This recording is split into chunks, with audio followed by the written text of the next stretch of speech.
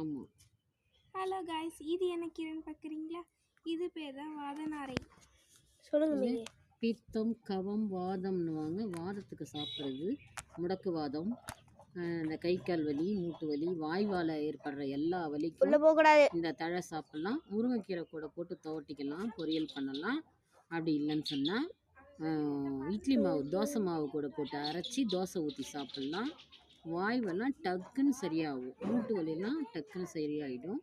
ஊர் கிராமத்து பக்கம்லாம் இதை சாப்பிடுவாங்க, சமைச்சு சாப்பிடுவாங்க. இது வில்லேஜில் கிடைக்கும்.